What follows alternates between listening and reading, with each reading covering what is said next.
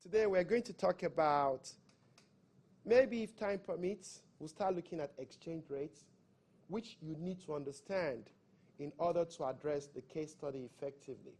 But I'll spend a significant amount of time this morning talking about the case study. And after about 20-25 minutes, our guest speaker, Mr. Winston Sheffield. Please give Mr. Win a round of applause. Thank you. Mr. Win was, like you guys, probably 7, 8 years ago, 3 years ago, just 3 years ago. I'm sorry. That's not on camera, is it? But the point is, he was where you guys are now, 3 years ago. And so far he's done well, for himself and for the department, and to a large extent for the school. So he's going to tell us about his experiences. Hopefully there's 1 or 2 things you can learn in terms of what you should be doing today, so that when you get out there, you hit the ground running, okay, like he has done very well. Then at some point, we're going to have Dr. Carol Galladen. She's going to talk to us about the Shenkman Career Services here at GW, the opportunities that are available for you. The idea is there are only 11, 12 of you here, but we want to use you as advocates for what the program does. In other words, talk to your friends about the avenues that are available, those opportunities that are available at the Shenkman Career Services. At some point, we're also going to have Paul. We're going to have the lady coming in. We're going to have Ms. Shavana also tell us about C's Career Services, what's available to you guys. These are opportunities that you should take advantage of. Okay, let's get started. So today, even though I label this exchange rates, we're going to spend more time talking about the technology that underlines the case study that you guys will be addressing over the next 2 weeks. So for now, the deadline on this case is right now not fixed because we haven't covered enough materials that will allow you to address the case. But I'll talk about the technology behind the case, and I'll show you how engineering economy comes into that technology. Specifically, this is a news item which I sent to you guys earlier. It came out February 21, 2008. That's about 9 years ago, over 9 years ago now. And it's about Spain's Abengoa. Their plan is to build a 280 megawatt solar power plant in the United States. And the location they've identified for that is Gila Bend in Arizona. And the idea is that this project is expected to have a lifespan of 30 years. It will be online within 4 years. That's within 4 years of 2008. Will cover an area of 8,000 square kilometers. And its expected revenue is $4 billion, okay? It will supply electricity to over 70,000 homes, and in the process, it will avoid 40,000 tons of greenhouse gas emissions. Specifically, it will avoid the production of carbon dioxide, which otherwise would have been provided or produced if we had relied on strictly fossil technology or a coal technology. In fact, there's a YouTube clip, which I won't show here, but which you guys can watch later, that talks about the technology behind what Abengoa is trying to build in Arizona. Okay? So when you look at the data set here, some of them are sort of familiar to you. The idea is to show you that all of those exercises we do in class, they're out of reality. And the reality here is that this project will have a 30-year lifespan. Okay, so its lifetime is 30 years. It has an expectation. There's an expectation on when the project will come on stream, the area of land it's going to cover, and more importantly, the expected revenue. So this $4 billion, is it spread over the next 30 years? Or how is it going to be realized? Okay, the number of homes that will be supplied with electricity, and more importantly, the carbon emission reduction potential of this technology. So let's take a look at what the technology is all about. Okay, there are different types of solar technologies out there. The ones you guys are probably conversant with is a PV, photovoltaic solar cells, that you have on rooftops. And in some cases, they have also deployed this technology to do what? To power street lights, okay, general purpose usages. The underlying idea is the conversion of solar radiation directly to electricity by semiconductors. So it is believed that there is an interaction between specific semiconductors that once they receive sunlight, they are activated, and their activation results in the flow of electrons. The flow of electrons is what basically is electricity. So that technology is being harnessed. So that's one type of solar technology. The one we're focusing on today is concentrating solar power, which actually captures not the light that comes from sunshine, but the heat that comes from sunshine. So it stores the heat energy of solar radiation by a heat transfer, okay, fluid. In other words, we concentrate the amount of heat from solar radiation, and we use that to heat up a liquid or a fluid. A fluid in this case is not just basically your liquid, but it's also made up of gases. So you have the fluid that is heated up as a result of a concentration of the radiation from the sun, and that heated up fluid is having properties that allows that heat to be kept over time. And then that heat can be, over time, regenerated or reconverted back into electricity. So the heat is used to run a conventional power cycle, which could be one based on throw, or tower, dish, or CPV. The CPV one is the one we're interested in. There's a Trough technology, there's a tower technology, there's a dish-based technology, and there's a CPV that we're going to be focusing on today. The underlying idea is that all of them still are meant to concentrate the heat from the sunlight into a specific point in order to harness the maximum heat energy, okay? So what you see with the concentrating solar power, as you can see, which you find mostly in the mid-belt region of the United States, because who knows why we are focusing more in the mid-belt, in the central states of the U.S. Yes? Much flatter. It's flatter, that's one point. Yes? Cheaper land. Cheaper land, that's true too. There's one more important point. Yes? Close to the equator, so it gets more sunlight. Exactly, that's the point. So there is a high level of solar radiation in the mid-western states. And that's why you find that many of these installations are being put there. In addition to land availability, okay, the amount of land you have in those areas, you don't have them on the coast. Like if you go to the northwest coast, for example, or the northeast coast, you don't have the expanse of land that is available. And then someone mentioned the flatness of the land. As you can see, having a flat topography or a flat terrain actually is advantageous to the technology. So what else do we see here? So here is the architecture of the concentrating solar panel, the Trough technology.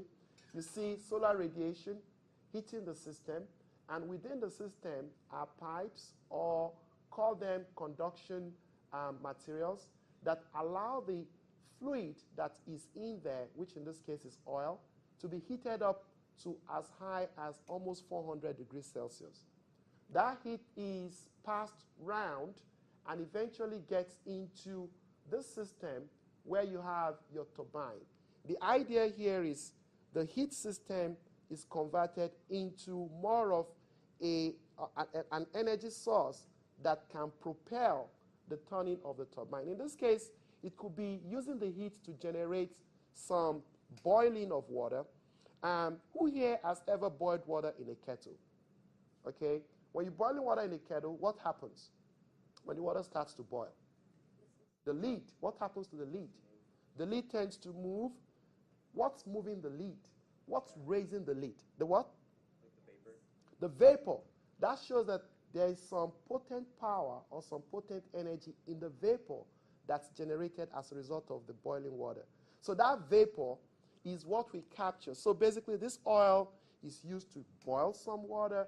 The vaporized water has got a very high potent force. That force is used to turn a turbine system.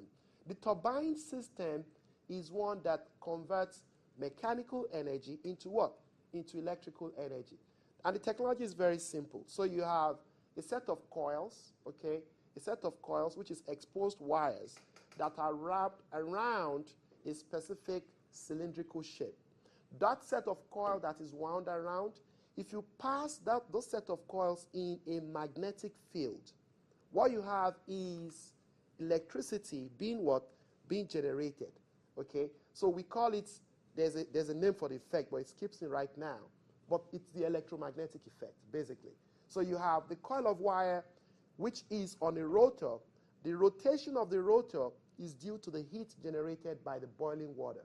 So as the rotor rotates within a magnetic field, electricity is generated in the wires, okay? And that's how the turbine functions to provide electricity, which is transmitted and eventually distributed. Now the question is, what happens to the oil that's being used to heat the water? The oil loses its heat energy because it's transferred that to what? It transferred that to the boiling of the water. That's why we say energy is never created, but can be transformed from one source to another. Once the oil loses heat, it goes back into the system, and the system reheats the oil, and the cycle continues. So this is a very neat way of producing electricity. You can see at no point in the system do you have generation of emissions, okay? Now, as elegant as the technology is, why is it? Suitable for multi-megawatt central power stations. It allows for grid connection, so we can connect directly to the grid, the output of that station. It's dispatchable for picking loads, meaning that we can ramp up or ramp down as the case may be, okay? There are some technologies that are not dispatchable because, for example, your nuclear, if you were to power up a nuclear plant starting today, it may take no less than 3 days before it gets to full capacity. And if you were to power it down, it may take a week before you can say you have reliably shut down a nuclear power plant. But in this case, we can easily ramp up and ramp down. That's what we mean by it's dispatchable, okay? Can be rapidly installed due to conventional materials. We're using a lot of glass in the installation, steel and turbines. Water need is similar to conventional fossil fuel power plants, can provide 50% or more of the electricity assumption in sunny regions around the world, which is why we're focusing on the Midwest, okay? Free, domestic, clean. So we can go on and on about its advantages. So the storyline behind why it came online, in June 2004, the Western Governors Association, they made a resolution that 30 gigawatts, which is 30,000 megawatts, okay? 30 gigawatts of new clean energy in the West by year 2015, a minimum of 1 gigawatt to be supplied by this CSP technology. The United States Department of Energy announced a 5-year cost share agreement. The idea behind the cost share is to say that if you plan to build this facility, we're going to provide a certain amount of investment to support the building of the plant, okay? And you can see here, this is annual average direct normal solar resource, which is basically talking about the intensity of solar radiation across specific states in the country. You can see direct normal solar resource, which is kilowatt hour per meter squared per day.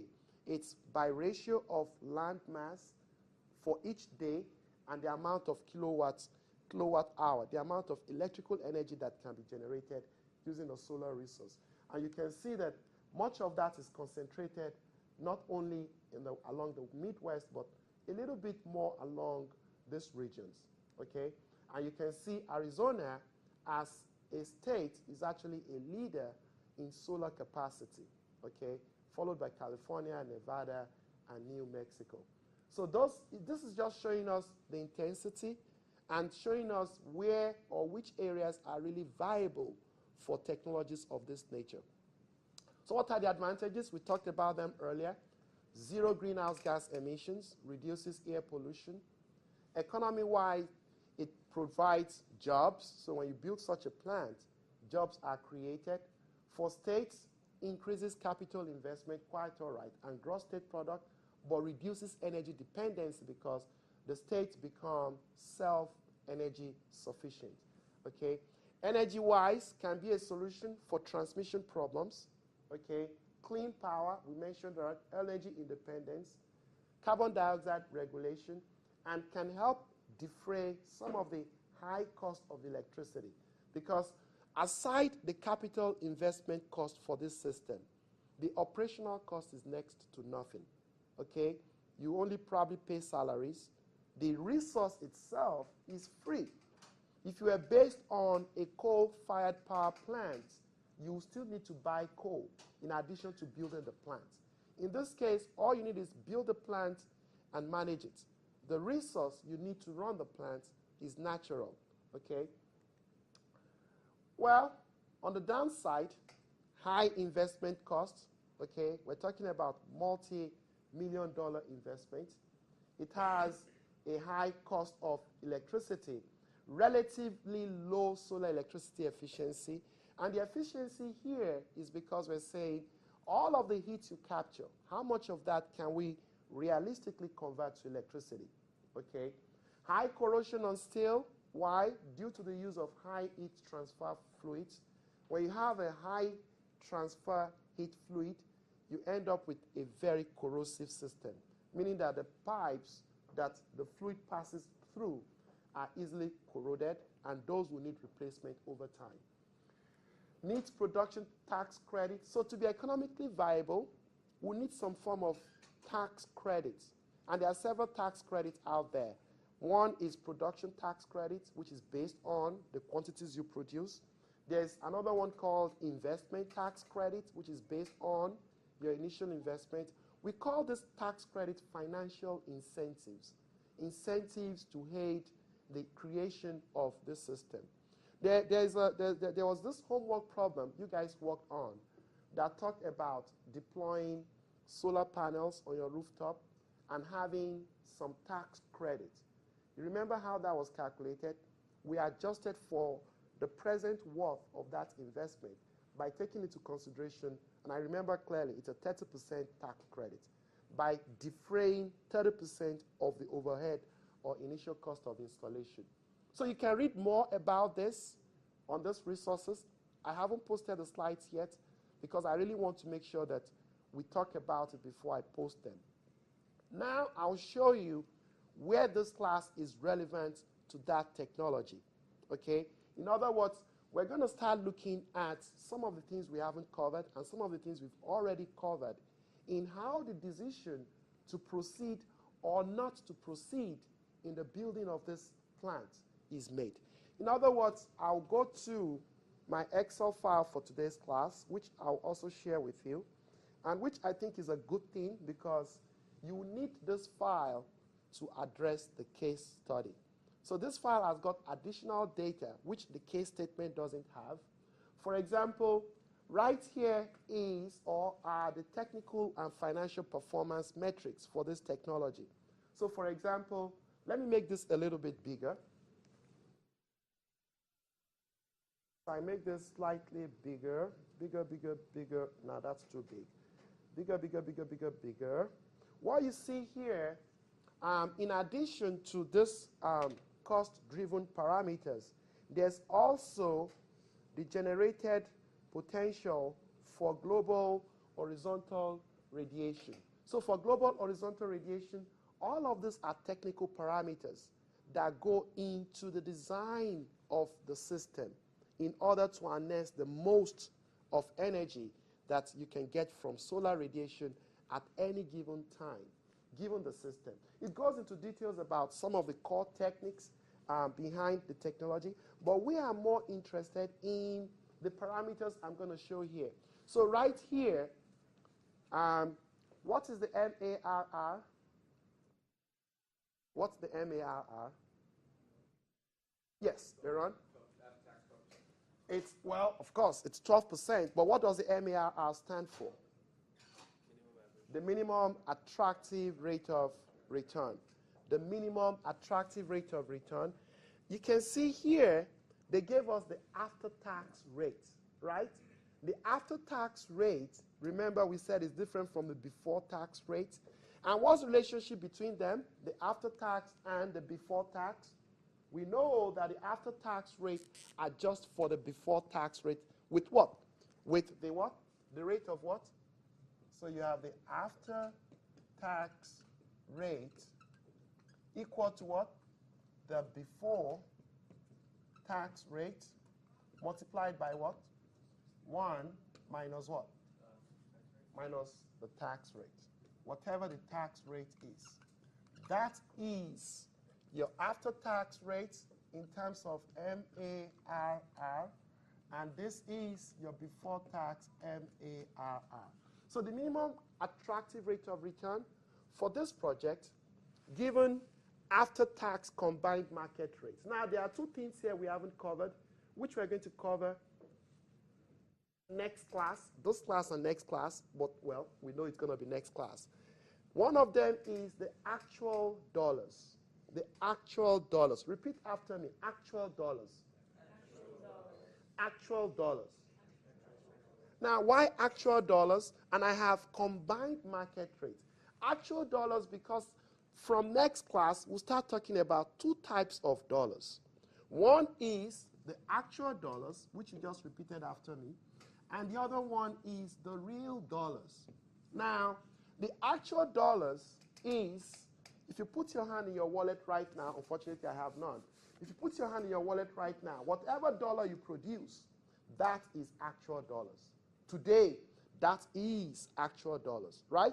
That's why today, your actual dollars is also your real dollars. So today, right now, today, your actual and your real are one and the same. They are one and the same. Now, tomorrow, that $1 you're showing me today, tomorrow is no longer going to be the same dollar in terms of what it can get you. This is where the distinction between actual and real comes in. In other words, a year from now, the value of the dollar as captured by its realness, okay, what it can really acquire will be different from the actual value that you hold in hand, okay? Which is why we tend to say that the real dollar is the amount of dollar adjusted strictly for the rate of inflation. So whatever your actual dollar is, we want to convert that based on how far into the future we're talking about the actuality of that dollar. And that would determine the realness of that dollar today. So you can liken your real dollars to the value of the dollar today of a future set of dollars that you expect to get. That's why if it's going to be for a future set of dollars you expect to get, the present, finding the future is divided by what?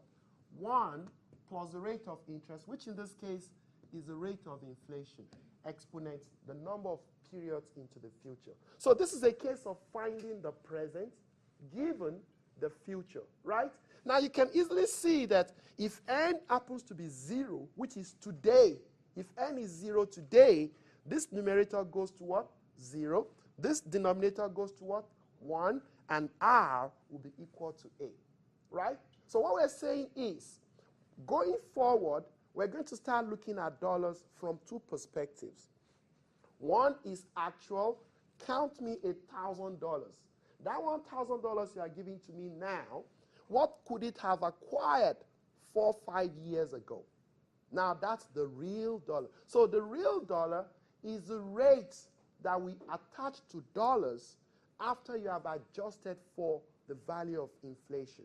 In this case, your real dollar is your actual dollar modified for the effect of what? After you've taken care of the rate of inflation.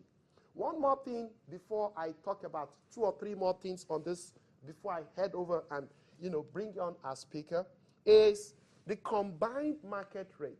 Again, this is something we're going to see next class. It's just that our talk is sort of coinciding with where we are. The real combined rate, so there's an expression here which is 1 plus IM, the combined market rate, is equal to 1 plus the rate of inflation multiplied by 1 plus the real rate. This equation we're going to talk about extensively next class. It's saying that the market rate or the combined rate, which combines what? The rate of inflation and the real rate of dollars. That combined rate is given by this equation, which is why, as simple as this entry looks, it's loaded technically. So the actual dollar after tax combined market rate is 12%. Marginal tax rate, that is just your tax rate. So that's the tax rate we have here. Your tax rate is 35%. General inflation rate, in this case, that is your what? That is your F. The rate of inflation is 2.5%. The study period is 30 years. Plant capacity, that plant that is being built will have a capacity of 280 megawatts, okay, in terms of energy production. Energy cost escalation factor, we anticipate that electricity that this firm generates will increase over time by 3.5% annually, okay? The minimum attractive rate of return, real dollar after tax combined market rates, now will be equal to what? Since we have this equation here, we are looking for the real value, right? The real dollar, we know the combined rate is 12%. We know the rate of inflation. Calculating this is a matter of what? Rearranging this equation. In other words, 1 plus the real rate will be equal to what? 1 plus the market rate divided by 1 plus the rate of inflation. We're looking just for the real rate, so we subtract what? We subtract 1 from there. So that's what we punch into this cell here. Now, you see the yellow cells? I'll help you through the yellow cells on the very first set of slides here. And then, based on those, you can address the questions on the case. And there are several of them. So you're going to generate different scenarios. At the end of the day, you begin to see under what scenario should that plant be built. And as you're going to see today, that plant is actually suffering some financial losses. Why? Because when they did this analysis, it's not as thorough as you guys are going to do it.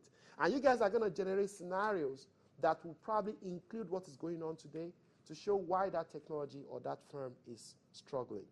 At this point, I'll call on our guest speaker, Mr. Sheffield Winslow, to give us, his experience, his preparation, and reconcile that with, the preparation he got from here, and how he actually got started running on the job. He's got a couple of slides as well, which I'll bring up.